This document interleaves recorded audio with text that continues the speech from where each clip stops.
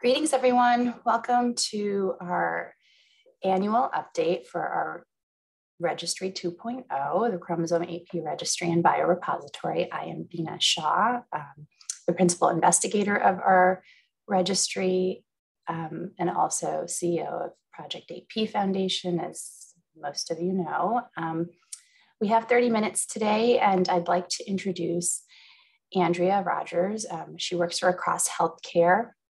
Across Healthcare has a platform called Matrix, which is where our registry now lives and has a lot of wonderful features.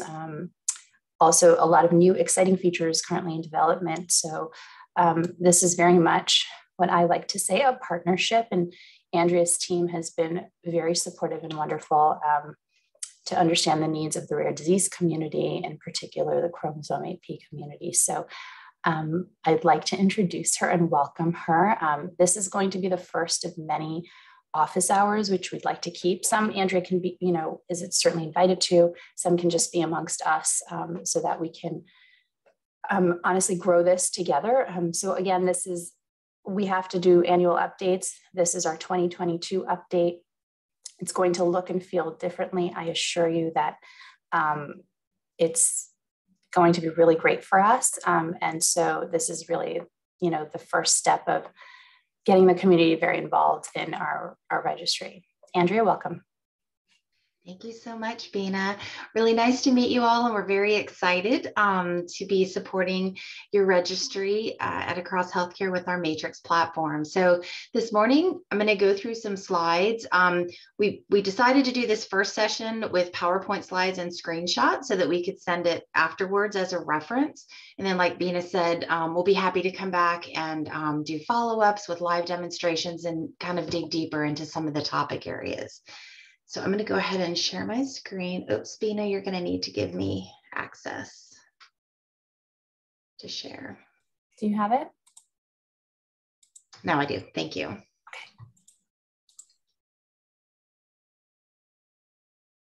All right. Can you see my screen? Perfect. Okay, let me switch modes here. All right. How's that? Great. All right, so the first thing we're going to talk about is access to the updated registry.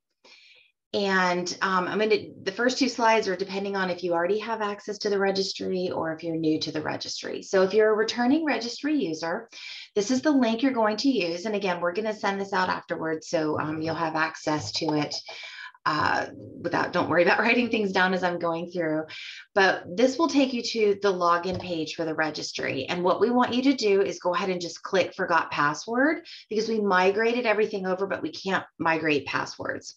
So you'll use the email address that you normally use, but click forgot password. Enter your email address when the next screen comes up, and then click to send verification code. And so it will send a code to your email that you'll enter, and you'll be able to proceed with setting up your password. So just kind of follow the instructions on the screen and the emails to go ahead and get your new password established for the registry. If you are brand new to the registry, this is the link that you will use initially to request access. And then once you have your credentials, you'll use the normal login screen. But you'll want to go ahead and create the request access page. So it asks for your name, first and last name, email address, mobile phone, date of birth, and then just some acknowledgements. And also at the bottom kind of asks what your role is going to be on the registry. So are you a patient participant who's entering information for yourself? Are you a caregiver who will be adding a patient to enter information for? Or if you're a person who's lost a loved one and you're entering information for them.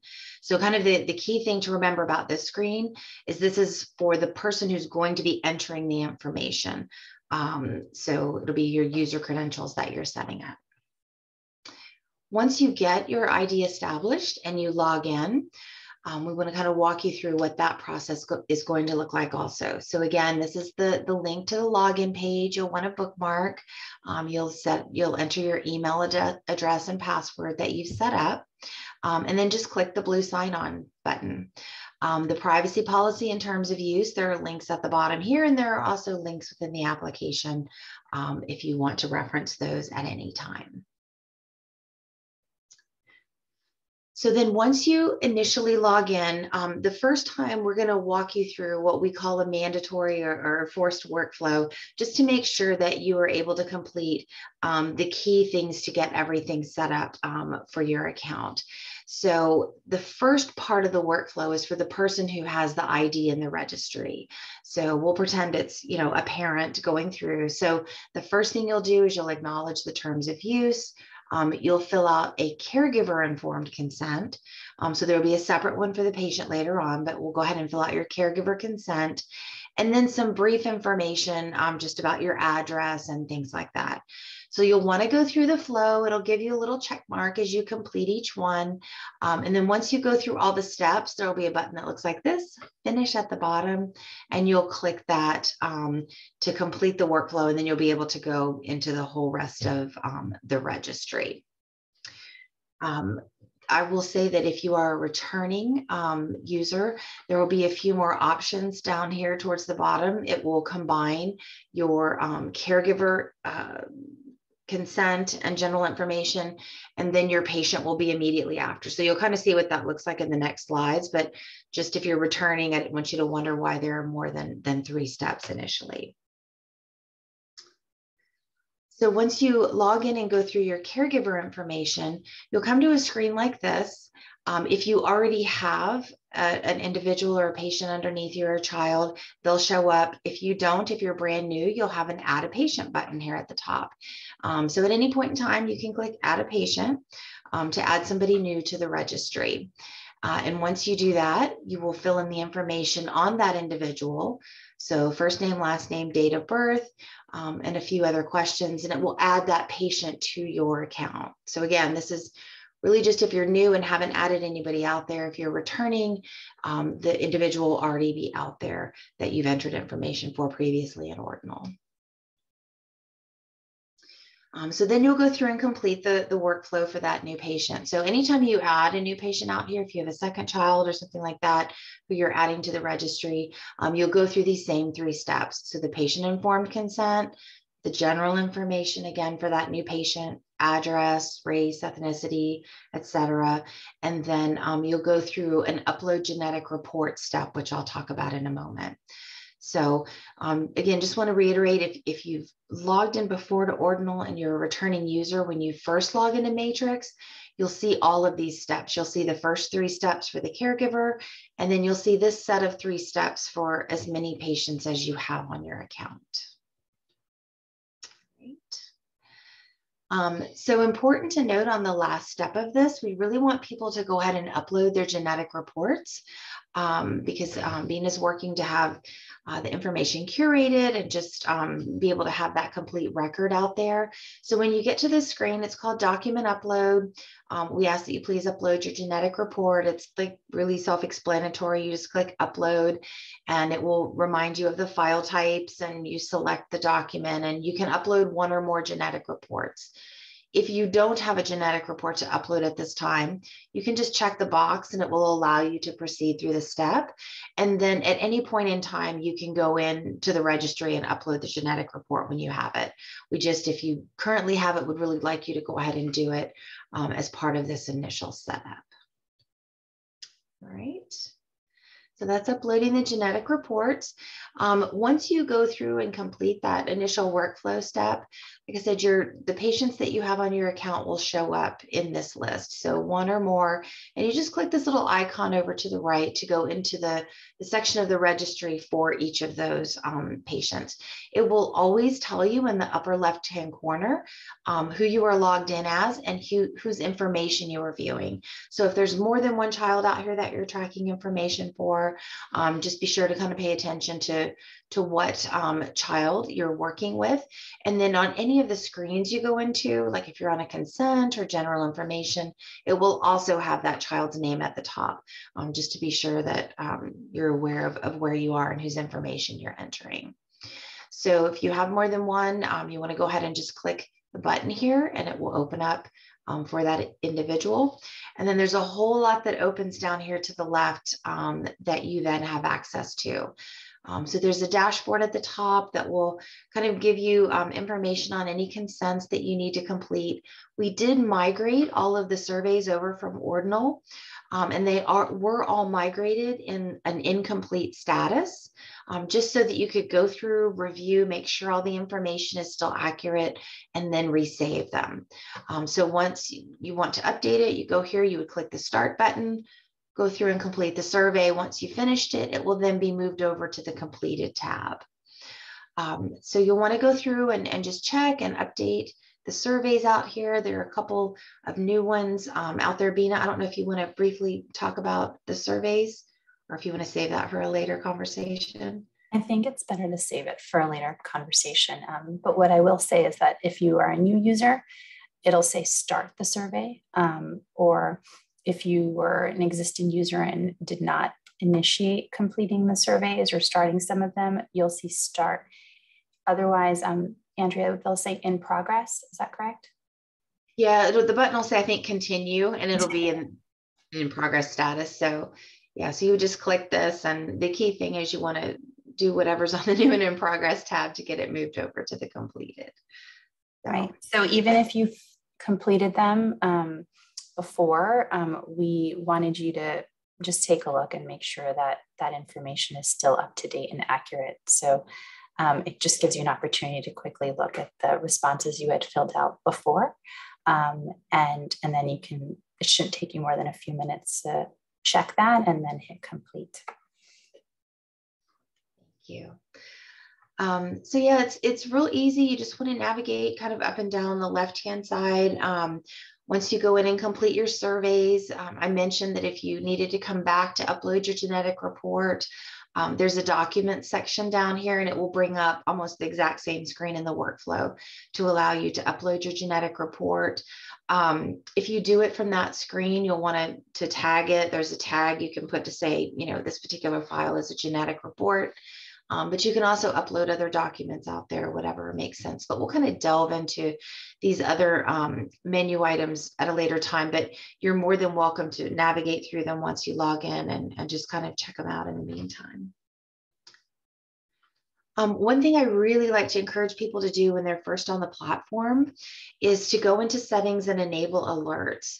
So in the upper right-hand corner, there's this little profile icon in a circle, and you'll want to click on that and then go to the settings screen. And then at the bottom right of that screen are toggles to receive emails and text messages about new surveys and any messages that you might get through the platform. So please, if you're so inclined, go ahead and enable these, because that way, anytime Bina pushes out a new survey or does any kind of messaging in the platform, you'll get an alert in email and or text messages.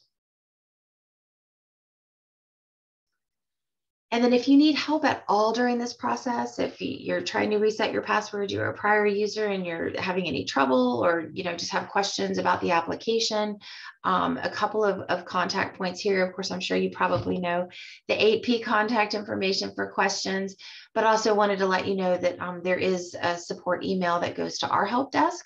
If you're having technical issues or questions, you can either email directly, or you can click this little contact us link that's always at the bottom on the left-hand panel, and it will also generate an email over to the Matrix help desk, and they'll be more than happy to work with you to get your problems resolved or your questions answered. All right, I think that's everything we wanted to cover initially. So Bina, is there anything else you would like to add?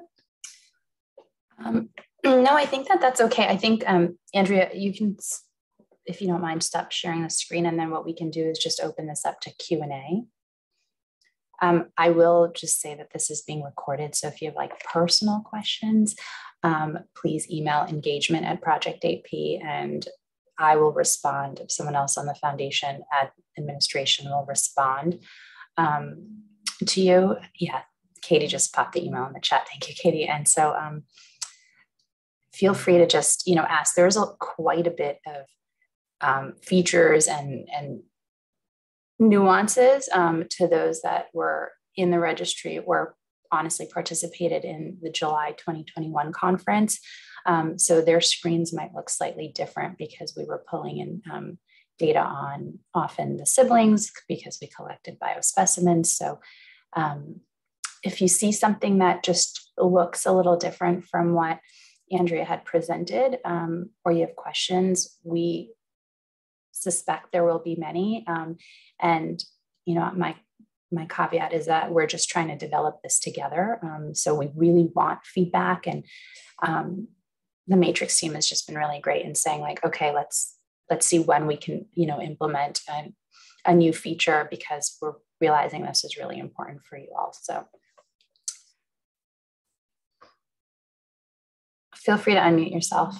Casual interaction. I think this is in chat, Bina. Oh, good. Okay. I'll just throw out there, that looks absolutely beautiful. I think it looks fantastic and really user-friendly. So thank you. And I just wanted to ask, I think for me, when I always sit down to do these sorts of things, and I know the first time I filled in the registry, I always get stuck on the what do they mean questions, like, the medical history questions, what do they mean, and then I sit there and I'm like, ooh, do they mean this? Do they mean that? So I know that this wouldn't be your area, Andrea. So Bina, what do you advise people in that situation? Do you think they should reach out to AP for help? They should just make a judgment call, or, how would you advise? Yeah, I definitely think that in those scenarios, reach out. And we also, I'm going to try to have like 15-minute calendar options where it doesn't take up your whole day or time, but you can just get on a call with me, frankly, and I can explain what some of these questions mean. I mean, I also wear the hat of a caregiver, and certainly some of these questions, like even I have to think a little bit like, okay, this is what this was meant to be. I will say that as much as we can, we are using references. Like, we didn't make up the questions. We're using a standardized questions from standardized surveys that we felt fit for the chromosome AP community. This survey set is very much a baseline for us to understand what even matters. So you'll notice that it might ask a very basic question, whether the AP hero has a certain symptom or not. And there's so much more information as parents that we would want to offer. But we'll get to that at a later stage. Right now, it's just very much baseline. Like, these are some of the symptoms we're seeing. And then our team will know this is where we really need to kind of go in, dig deeper, understand what is really manifesting, when is it happening, during what ages or development timeline. So then we'll probably send, that's where Andrea mentioned the notifications, and say, okay, now there's a more in-depth survey on just congenital heart defects, because we really need to understand what's happening. There are so many different types of this.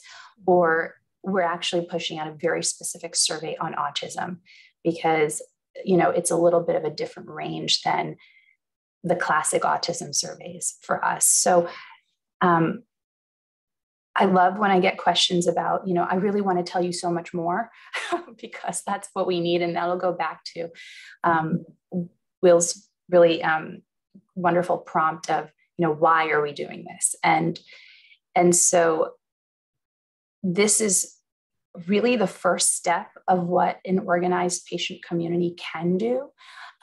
Because, the first question is, how do we get answers, and what can we expect for prognosis? And right now, unfortunately, there are no expert clinicians. So we are the experts.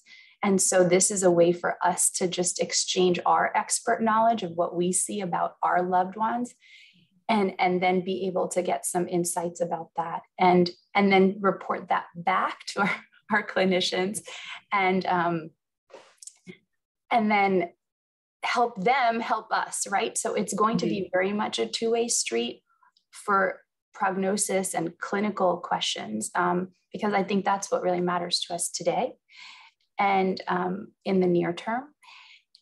And there is such a wide array of questions we all have and symptoms we're all experiencing, and no two AP heroes are frankly alike. So for us to have the genetic test results and understand exactly what genes are involved for your AP hero will be really important. So on the back end, once you upload that, we'll have a geneticist extract from those lab reports the genes of interest. And so we'll start building our data set.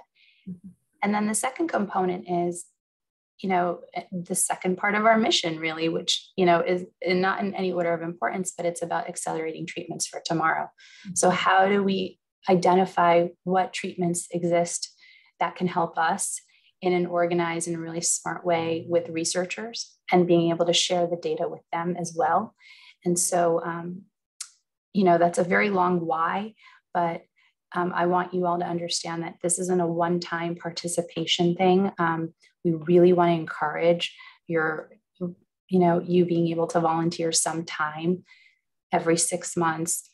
Hopefully we'll get more frequent than that, where we're pushing out some surveys every quarter.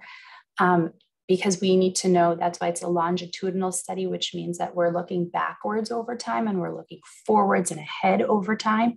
And so if, I have a 9-year-old, my 9-year-old and her journey can help answer questions for the 1-year-old, wonderful. So I'm going to try to give as much information as possible based on her genetic rearrangement, inversion Duptel, and then specifically which genetic points those are, and compare them with maybe a couple of others that have similar experiences and similar genetics. And so that we can really start getting some answers. And that's really, that's going to take a lot of time and a lot of patience on our part, but a lot of participation from our part as well. I see you've got some questions in the chat as well, Bina. Okay. Just before we get to those, would it be fair to say that this is really a scientifically organized and methodologically appropriate way for us to gather information from our community and put it into a central repository that will allow us to connect the observable traits and the behaviors and the things that affect our children, and connect that back to their genetic coding that then allows our scientific community to actually investigate it more deeply. So this is kind of rather than just kind of comments on a Facebook page, this is the scientific gathering of all of the rigorous information that we could provide as parents that's going to allow us to advance the science. And that's why it's important to be able to have that information. It's going to be dynamic. We're going to have to update it as things change with our children. And that's the sort of, this is the first step in that deliberate effort to rigorously collect information about our kids in a way that's going to be meaningful for the science. Is that right? Yes, perfect. Thank you. Absolutely. It's critical, really. When, we talk to researchers almost on a daily basis, new researchers, trying to get them very interested in studying chromosome 8p and helping us. And so the first question is, what data set do you have? And is it robust?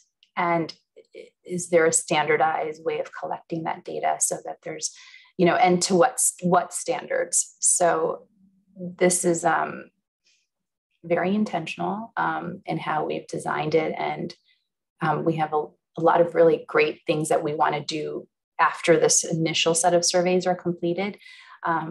We are close to 100 in our registry, but we know there's so many more out there. So for those that are active on this call and active in the community, it would be really important. And I know the Patient Leadership Board is, it's really one of the more important goals that they're trying to get, is just empowering the community and actively participating in this.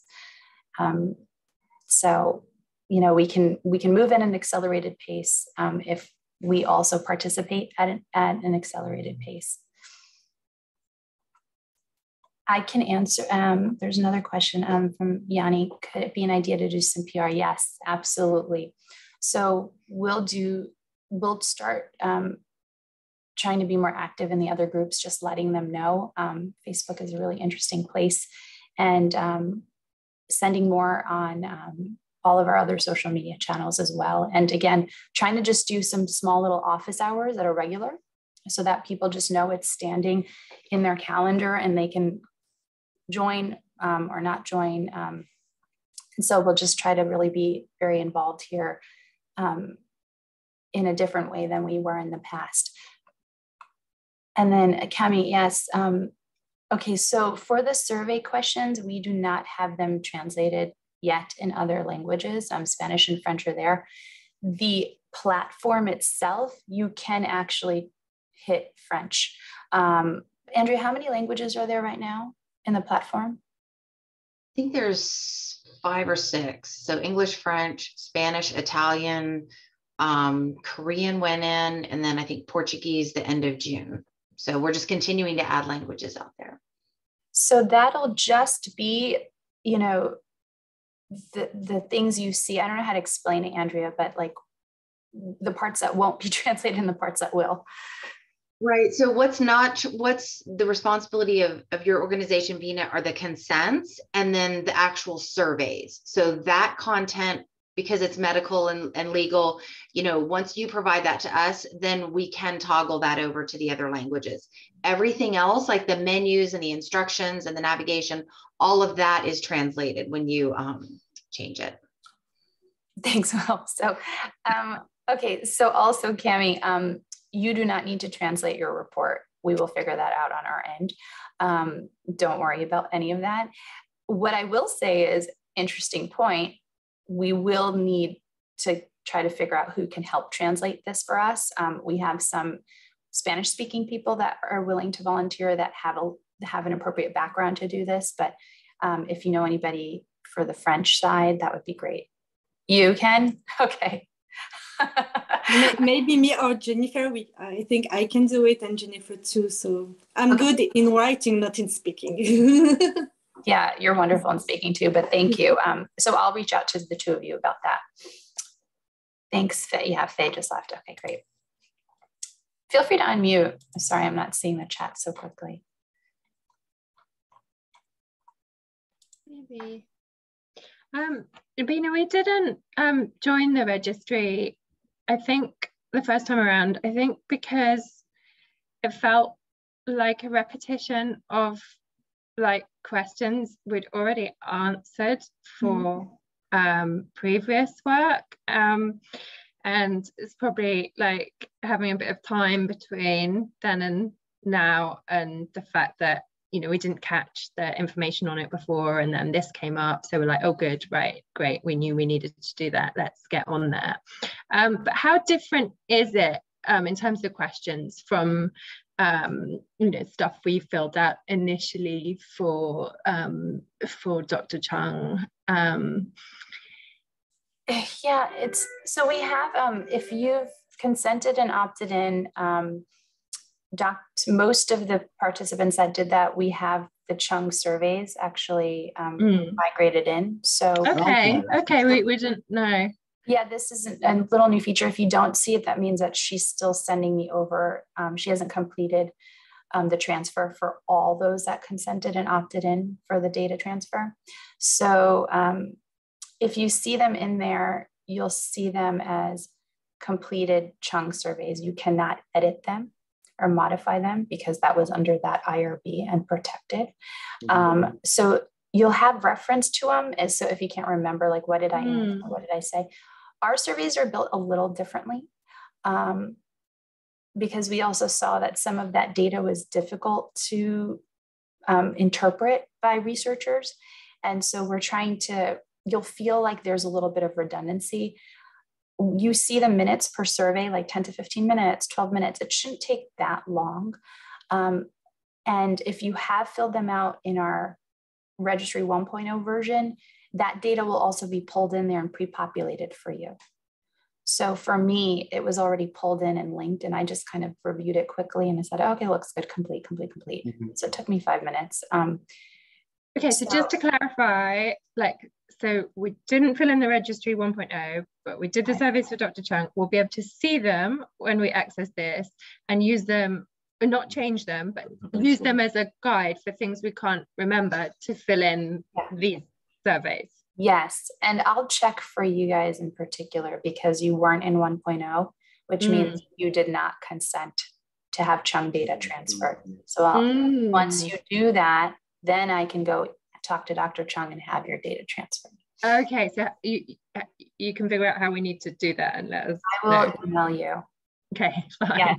And then we can hop on the call, do it together. Sure.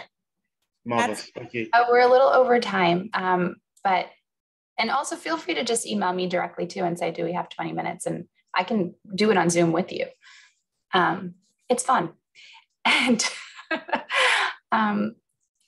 Yanni, did you have anything else? I thought I saw a hand. No, okay, great. It was so great seeing all of you, and we will do many more of these. There's a lot of features and it might feel overwhelming. Do not feel overwhelmed. And again, like we're all going to do this together. So thank you for joining. Thank you, Andrea, so much. We're really excited for the launch. Thank you. Nice to meet you all. Bye-bye. Take care, everyone. Bye.